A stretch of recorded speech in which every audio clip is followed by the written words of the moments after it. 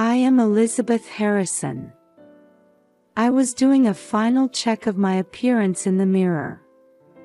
Today is a special day for me. My son Jason has purchased a new home, and I've been invited to the housewarming party. Beth, it's all right. Today is Jason's day, I remind myself. But I can't shake off the anxiety lingering in my heart. The phone call I received from Jason last week is bothering me. Mom, you must come to the housewarming party. I have something important to tell you. There was a hesitation in his voice at that time. I want to think it's just my imagination, but my maternal instinct tells me something is off. My husband Robert said, "I'll go ahead and help with the preparations," and left early in the morning. At 65, he's been looking a bit tired lately. But I felt grateful for his kindness in wanting to help with our son's housewarming. Before leaving the house, I take one last look in the mirror. I adjust my silvery hair and straighten the collar of my pale blue dress. This dress is from over 20 years ago when Robert and I went shopping for our wedding anniversary. Fond memories well up, making me smile involuntarily. While driving, I reflected on my son's growth. The day Jason was born, the day he took his first steps, the day he entered college.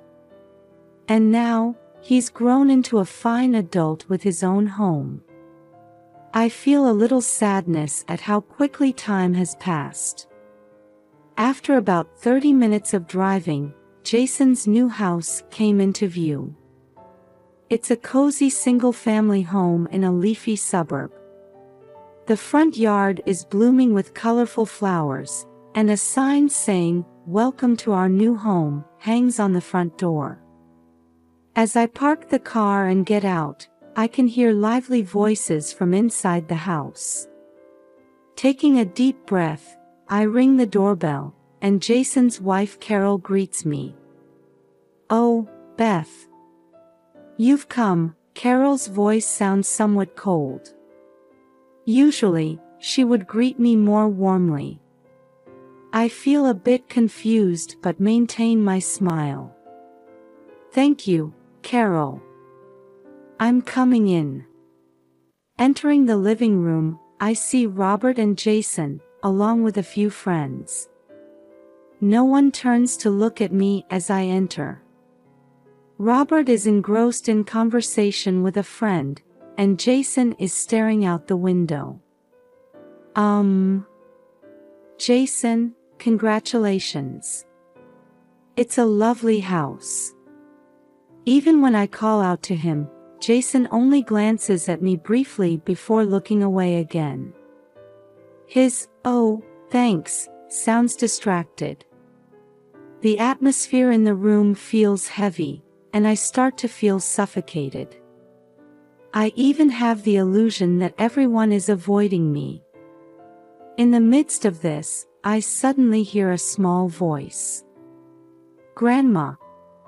I turn to see my 8-year-old grandson Noah running towards me with a smile. His pure smile eases my heart a little. "Noah, how have you been? Are you happy to see Grandma?"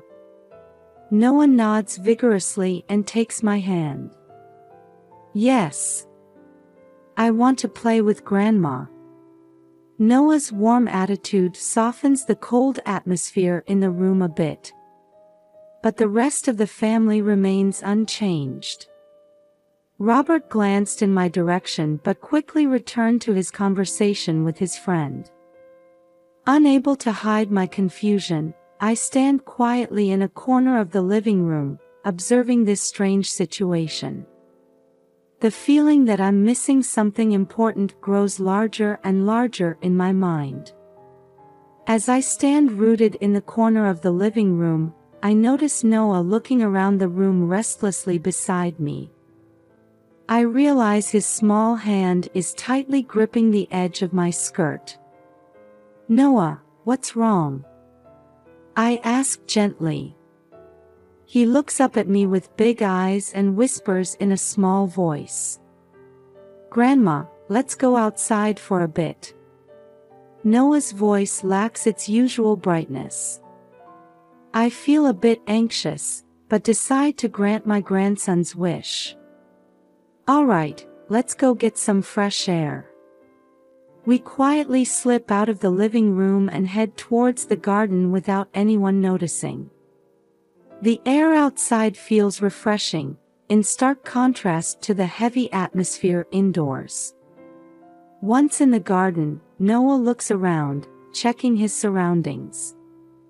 After confirming that no one else is around, he suddenly grips my hand tightly and says in a trembling voice, "Grandma, it's dangerous. We need to run away quickly." I gasp at those words. I can feel Noah's small body shaking. "Noah, what do you mean? What's dangerous?" I try to stay calm despite my confusion, sensing from Noah's serious expression that this isn't just a child's whim. "They're trying to take you away. Everyone was talking about it." Noah's voice was shaking. "Even though you don't want to." For a moment, I couldn't understand what he meant. But looking into Noah's fear-filled eyes, I realized this was no joke. "I understand, Noah. Thank you for believing in Grandma." I took a deep breath and made a decision. "Now, do as Grandma says. Let's walk quietly and slowly to the front of the house." We crossed the garden and walked to my car parked in front of the house. During that time, my heart was pounding fiercely. My head was full of questions about what was happening and what my family was planning. As we got into the car, Noah immediately fastened his seatbelt. I hurriedly sat in the driver's seat and started the engine. Looking in the rearview mirror at the house, I confirmed that no one has noticed our absence yet. "Noah, it's okay. Grandma will protect you." I tried to reassure Noah as I started driving. The shadows of the street trees glide over the car. After driving in silence for a while, I judged that we had reached a safe place and pulled over to the side of a quiet residential street. "Now, Noah, can you tell me slowly? What did you hear?" Noah took a deep breath and began to speak hesitantly. "Last night, I overheard Dad and Mom and Grandpa talking. They were all whispering. According to Noah, Jason, Carol, and Robert were planning to put me in a nursing home. And against my will. They said your bags are already packed in the car." Noah continued, tears welling up. "They said they'd take you right after the party ended." I was at a loss for words. To think that my family had been making such plans behind my back. I gripped the steering wheel tightly, filled with disbelief. "But why?" I murmured softly. Noah hesitated before revealing an even more shocking fact. "Grandpa said he used up all your retirement money. That's why they have to sell the house." At that moment, I felt something crumble inside me. My husband of many years, my beloved son and daughter-in-law. The family I trusted was trying to decide my life for me. A heavy silence fell over the car. Outside the window, People unaware of our situation go about their daily lives. That scene feels very distant to me now. Noah, you're such a brave and kind child, I said, holding back tears. Thank you for telling Grandma the truth. Noah nodded slightly and clung to my arm, saying in a small voice, I wanted to protect Grandma. Those words spread warmth in my heart. Amidst the sadness of being betrayed by my family, this pure affection supports me.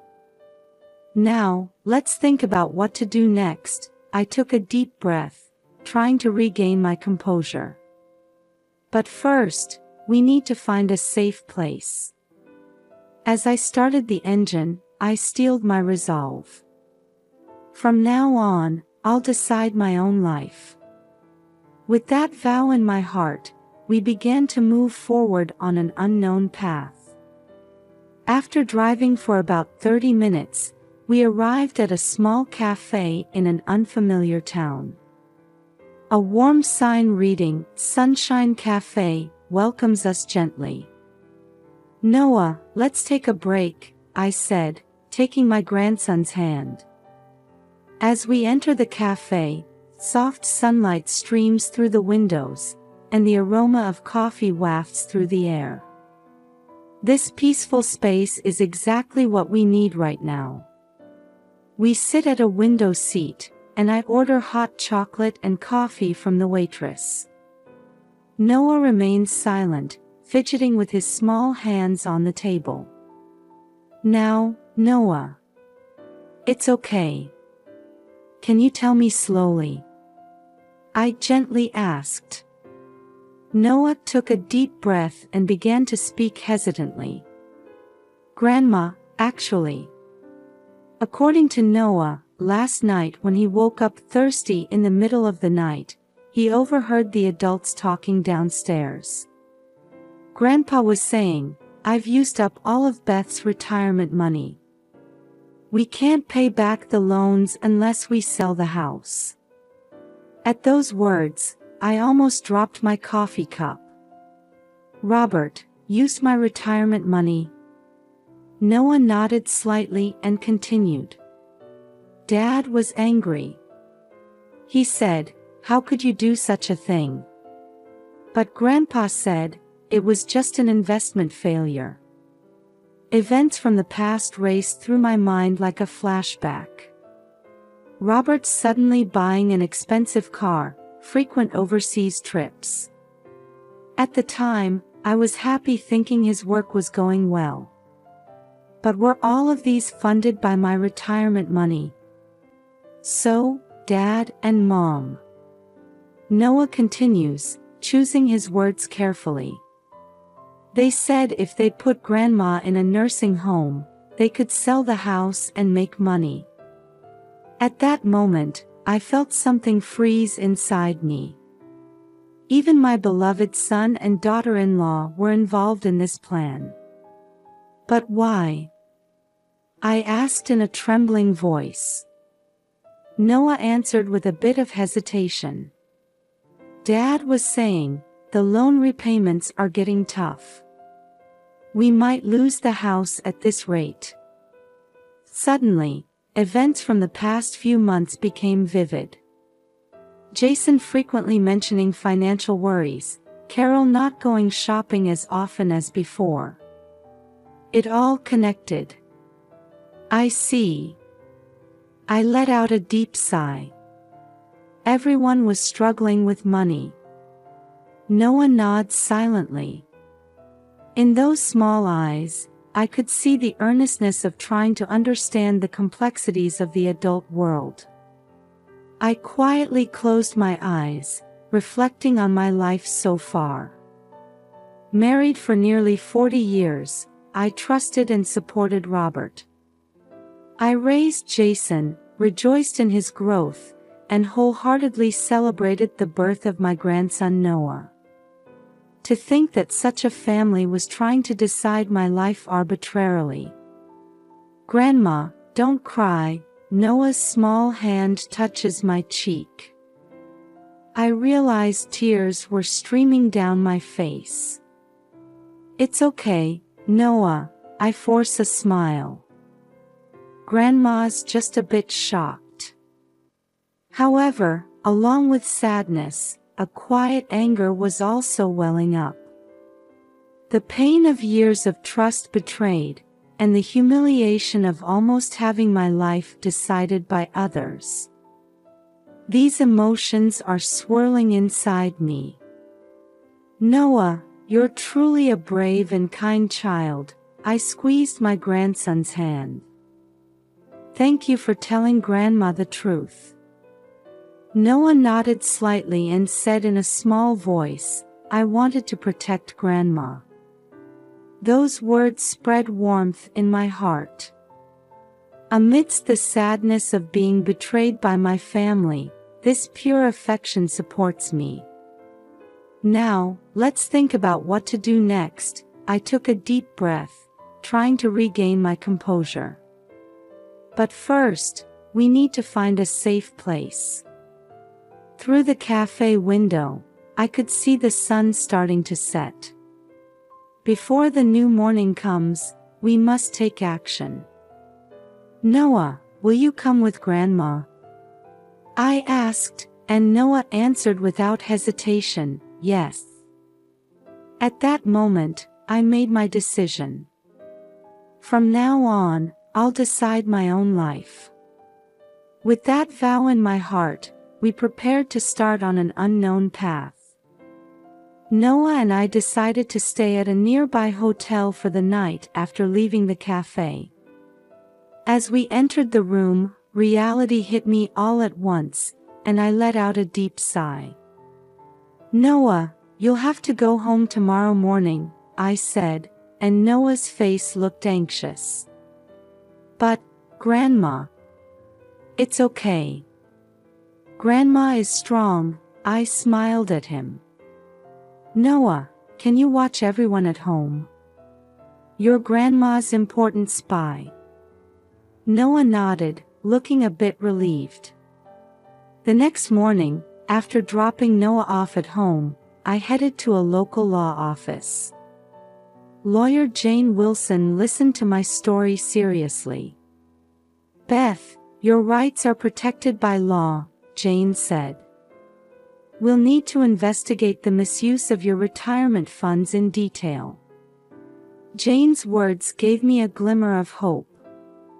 But the house is in Robert's name, I voiced my concern. It could be considered joint property.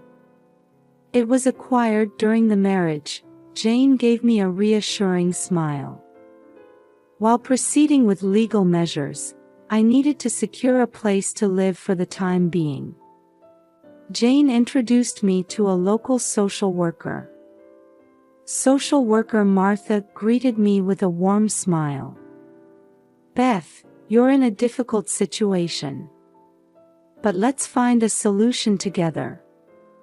With Martha's help, I was introduced to a short-term stay facility for seniors in the area. Here, you can think calmly about your next move, Martha said. When I arrived at the facility, I had an unexpected reunion. Eleanor, my former neighbor, was volunteering there. Oh my, Beth. It's been a while, Eleanor's face showed surprise. When I explained the situation, she deeply sympathized. You've been through a lot. But while you're here, I'll support you, Eleanor's words warmed my heart. That night, lying on the bed in the small room, I was thinking about future plans. Suddenly, my cell phone rang. It was from Noah. Grandma, are you okay? He asked in a small voice. Yes, I'm fine. Did you hear anything, Noah? Yes. Dad and Mom were fighting.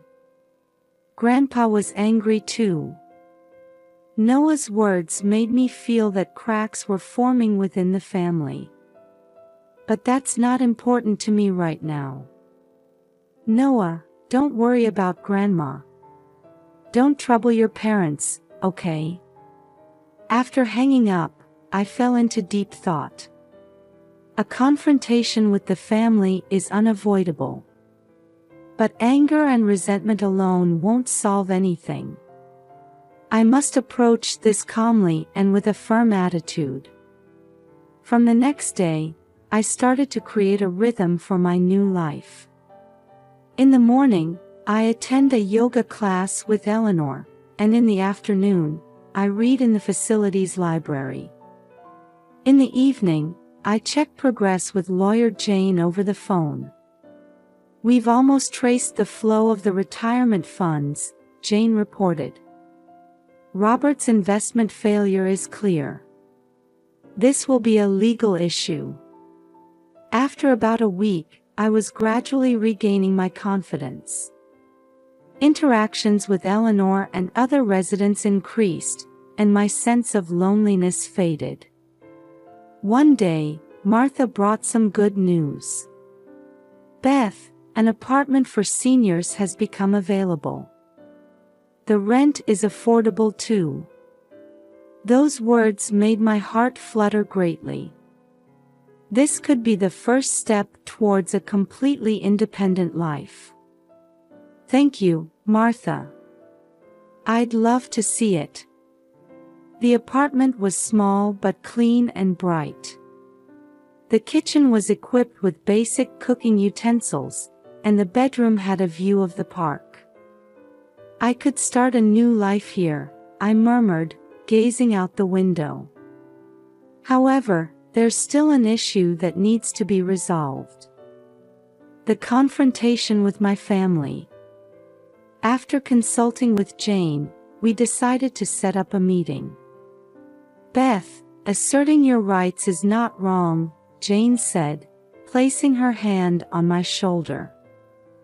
It's important to calmly convey the facts, not to blame your family. I took a deep breath and slowly exhaled. I understand. When I'm ready, I'll contact my family. That night, lying on the bed in my new apartment, I quietly steeled my resolve. From now on, I'll carve out my own life. I'm prepared to rebuild my relationship with my family from scratch. Gazing at the full moon visible from the window, I whispered softly, "Well, it's the beginning of a new chapter." Just as I was getting used to life in my new apartment, I received a call from lawyer Jane. The date for the meeting with my family had been set.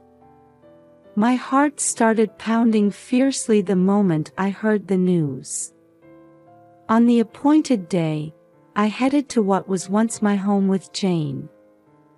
Standing at the entrance, a mix of nostalgia and anxiety washed over me. Jason opened the door. His face showed fatigue and regret. "Mom," he stammered. Entering the living room, Robert and Carol were seated. And in the corner of the sofa, Noah was curled up small. As soon as he saw me, Noah rushed out and hugged me. "Grandma." His voice was mixed with relief and joy. Jane organized the situation, and the discussion began. First, Robert spoke up. "Beth, I'm truly sorry," his voice was shaking. "I failed in my investments and used up your retirement money. I tried to recover it, but I only got in deeper." Next, Jason started speaking. "Mom, we were wrong too. But we were really worried about you.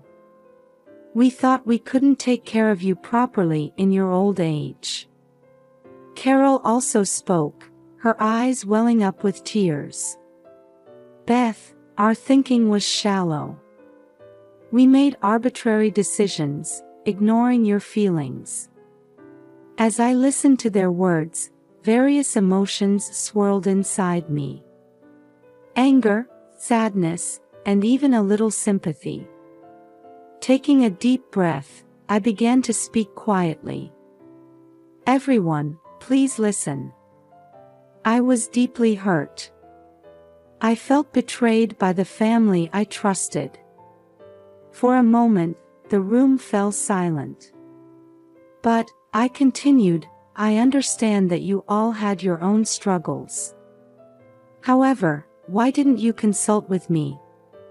We could have thought of a solution together." Robert covered his face with both hands. "I was ashamed. I didn't want to disappoint you." Jason also bowed his head. "We didn't want to worry you, Mom." I looked at them and said firmly, "As a family, we should share both good and bad things. I still have the strength to live my own life. Don't forget that." At those words, all family members looked surprised. Noah said in a small voice, "Grandma, you're strong." That comment seemed to soften the atmosphere in the room a little. Jane began the legal explanation. The misuse of retirement funds, the issue of house ownership, and plans for future living arrangements. The family listened intently. After the explanation, Robert said with determination, "Beth, I'll repay the full amount. It might take time, but I'll definitely keep my promise." Jason and Carol also said, "We'll do everything we can." Those words lit a small spark of hope in my heart. However, it will still take time to fully regain trust. Thank you, everyone. But it will take time to rebuild trust. I have my own life. I want you to respect that. The family nodded silently. At that moment, Noah stood in the center of the room and said loudly, "Everyone, let's make up. Let's all take good care of Grandma." That pure wish brought small smiles to the adults' faces. I exhaled deeply and said, "That's right, Noah. Let's all build a new relationship." From that day on, bit by bit, my relationship with my family began to change. Robert started making regular repayments, and Jason and Carol began visiting my apartment on weekends. Noah cherishes the time he spends with me even more than before. His words, "Grandma, I'll protect you now," fill me with genuine warmth. One evening, I was standing on the balcony of my new apartment, watching the setting sun. Suddenly, my phone rang. It was Robert. "Beth, would you like to come for dinner tomorrow?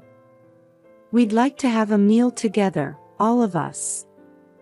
At those words, I hesitated a bit but answered, "Yes, I'll come." After hanging up, I looked up at the sky. I still haven't completely forgiven the past. But I'm ready to take a step towards a new future. Well, it's the beginning of a new chapter, I reminded myself once again.